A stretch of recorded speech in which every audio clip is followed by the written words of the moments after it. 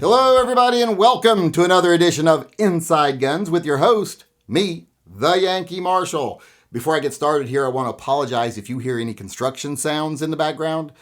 We were doing some minor upgrades to our house and found out we need major repairs to our house because of some dry rot. So that's going on in the background. You might hear it. Hopefully the mic won't pick it up, but if it does, I apologize.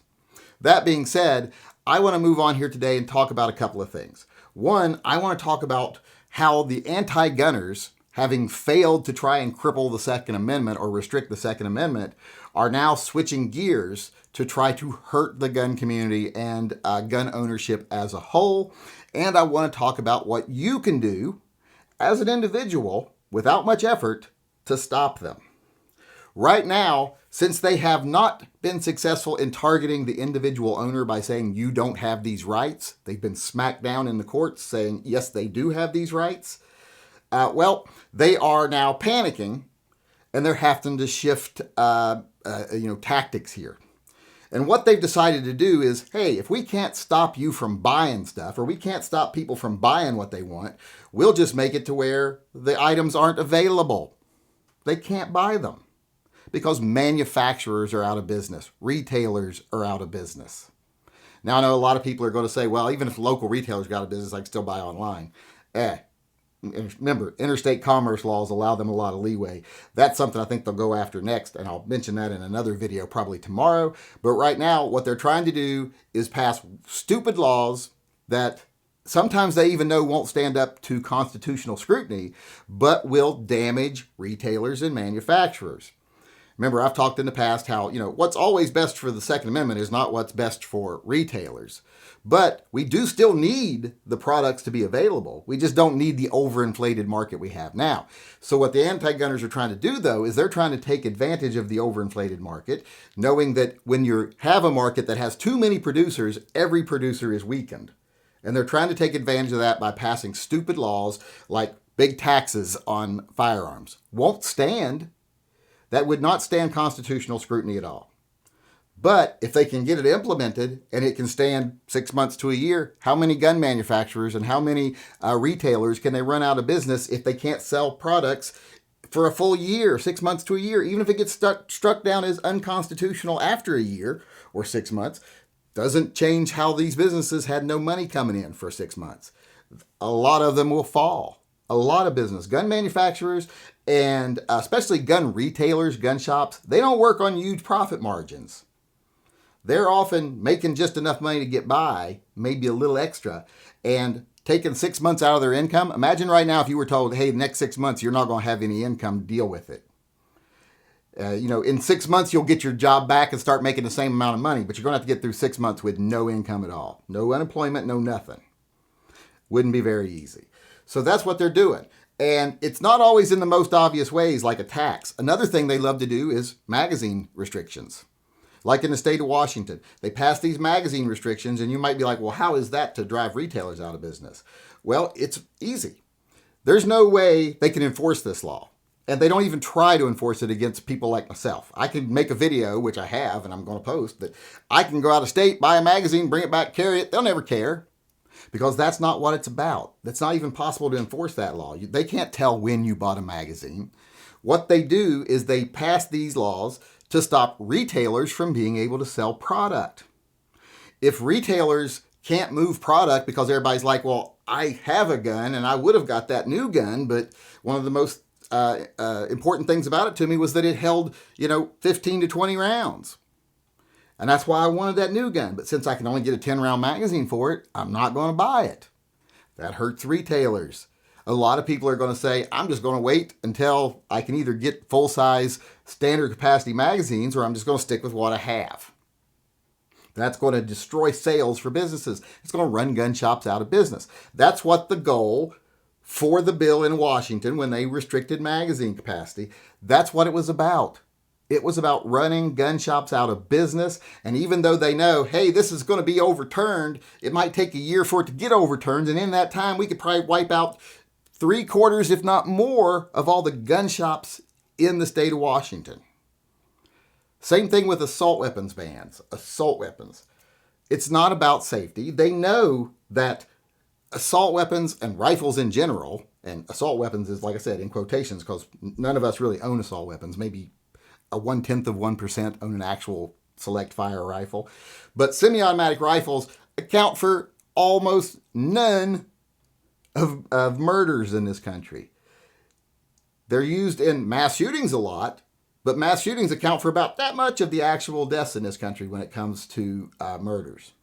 So it wouldn't make any effect on the murder rate whatsoever. But what it does do is it cripples retailers who counted on AR sales as part of their business model. It cripples all the people who make lowers and make AR accessories, the industry people. And we have several of those industries here in Washington. If they could get an assault weapons ban passed, well, that would give them at least probably 6 months to a year in court before it got overturned. And in that time, they can drive all these manufacturers and all these retailers out of business. That's the goal now. These laws they're passing, like assault weapons ban, magazine capacity restrictions, they know they can't stand scrutiny. They know that. So as far as the Second Amendment is concerned, it's in no danger. It might have to go through a year of a fight.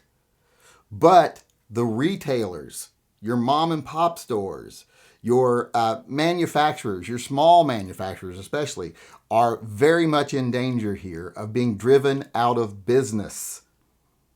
So that's their goal, to drive manufacturers and retailers out of business with unconstitutional laws that they know won't stand, just because they think, well, we can do it just long enough, we can get away with it just long enough, like we said, to kick the legs out from under them and watch them fall.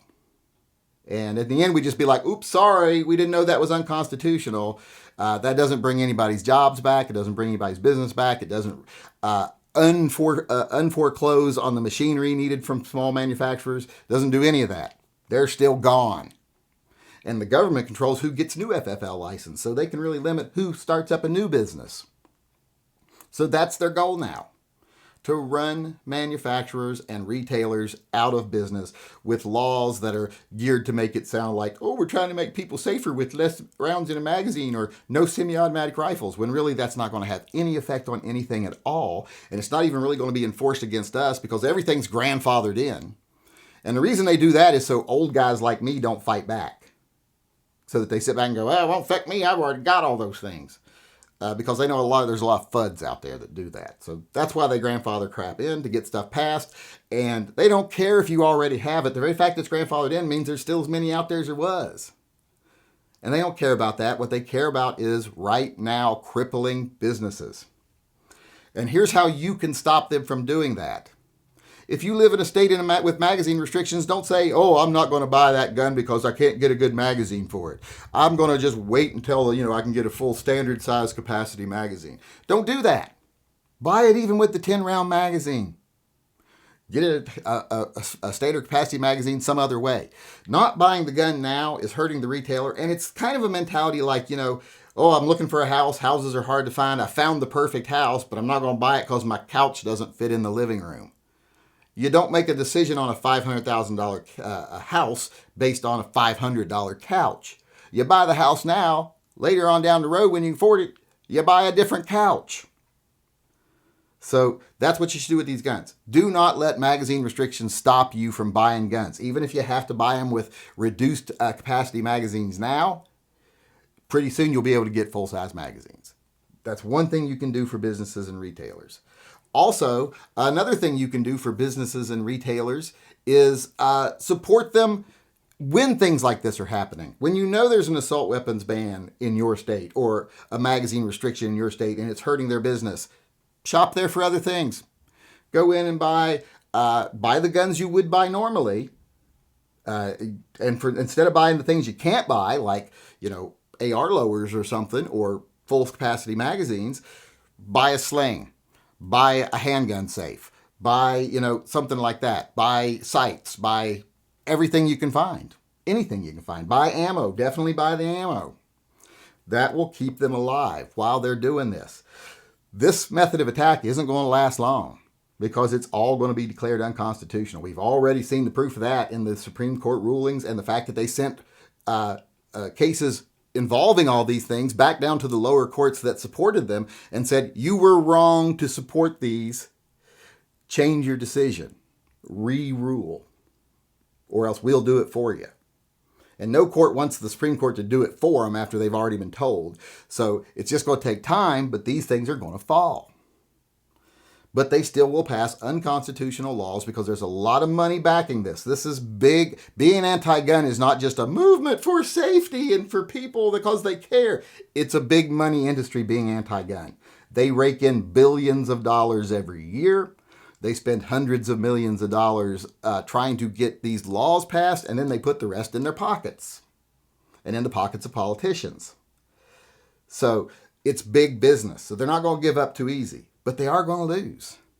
But like I said, they're going to be effective in running businesses out of your county, your state, whatever, if you let them.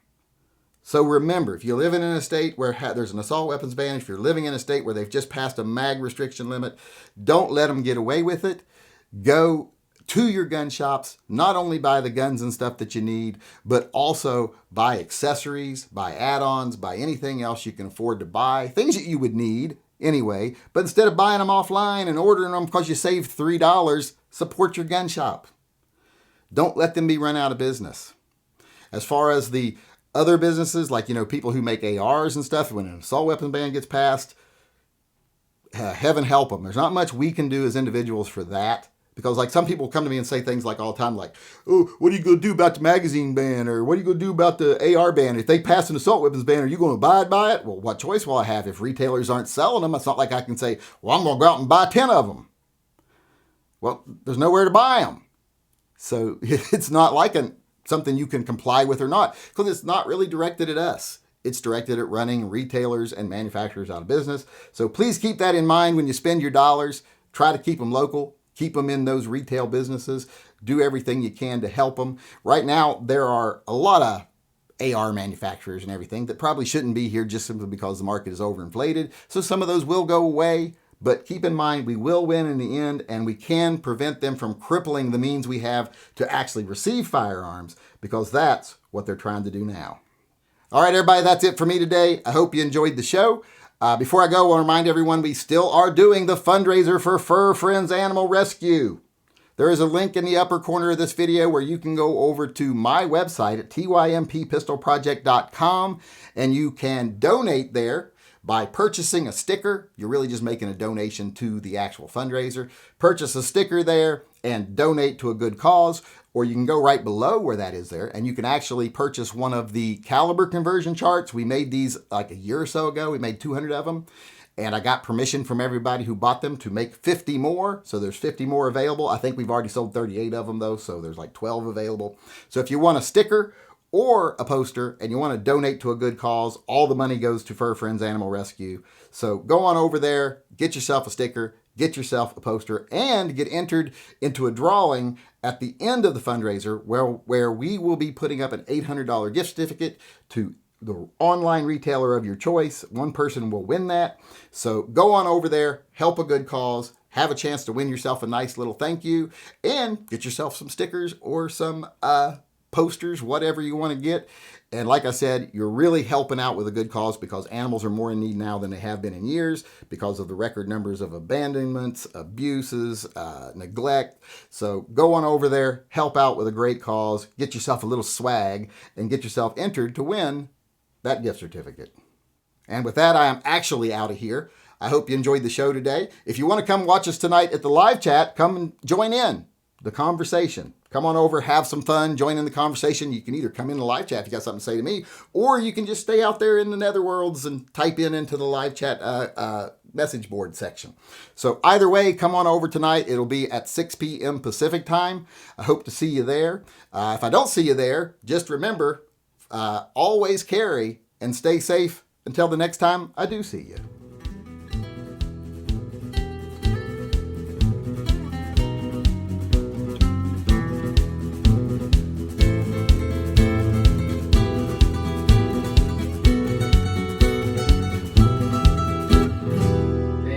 I am a grown-ass man.